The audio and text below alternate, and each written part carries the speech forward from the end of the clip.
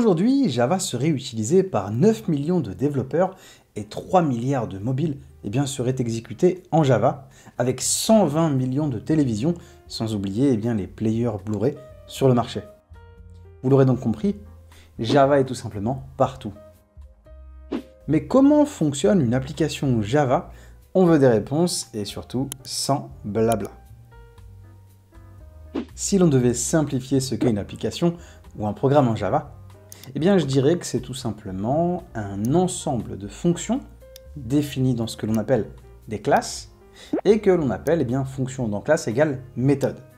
Pour être exécutée, une application Java dispose d'un point d'entrée via une méthode publique, souvent appelée main d'ailleurs, qui ne va faire finalement qu'appeler un ensemble de méthodes liées entre elles. Chaque méthode devra alors utiliser ce que l'on appelle un modificateur d'accès pour savoir qui a le droit de l'appeler.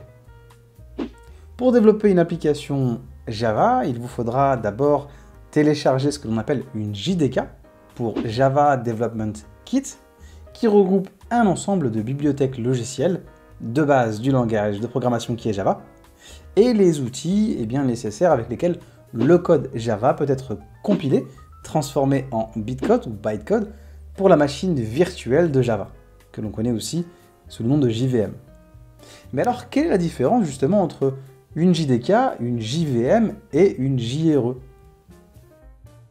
Ce sont trois composants indispensables de la plateforme Java et ils fonctionnent ensemble dans les applications Java justement.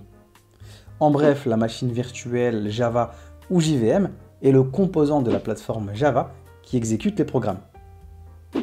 L'environnement de développement Java ou JRE crée la machine virtuelle ou JVM et s'assure que les dépendances sont disponibles pour les programmes Java. Finalement, le kit de développement Java ou JDK permet de créer des programmes Java qui peuvent être exécutés justement par la JVM et le JRE. Les développeurs utilisent alors le JDK pour écrire leur application et la JVM pour les débugger et parfois même les optimiser. Il faut savoir que le JRE tourne essentiellement en arrière-plan, mais il est possible de l'utiliser pour surveiller les applications et configurer la mémoire par exemple.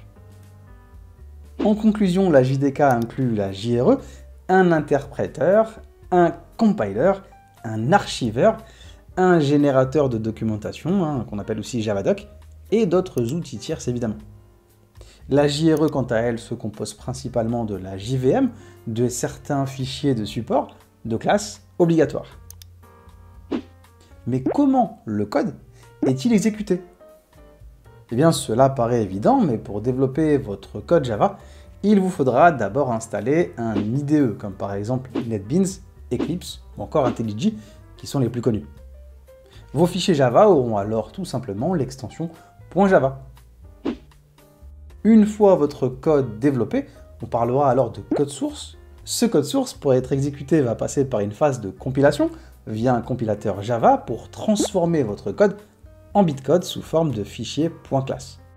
La JRE disposant d'une machine virtuelle Java va alors récupérer ce code bitcode et le traduire en code natif pour notre système d'exploitation. C'est d'ailleurs pour cela que l'on peut coder un programme Java en Windows et l'exécuter sur Mac. Voilà, vous savez maintenant comment fonctionne et exécuter une application en Java, mais saviez-vous qu'il existe par ailleurs plusieurs éditions de Java? C'est ce que nous verrons dans les prochaines vidéos.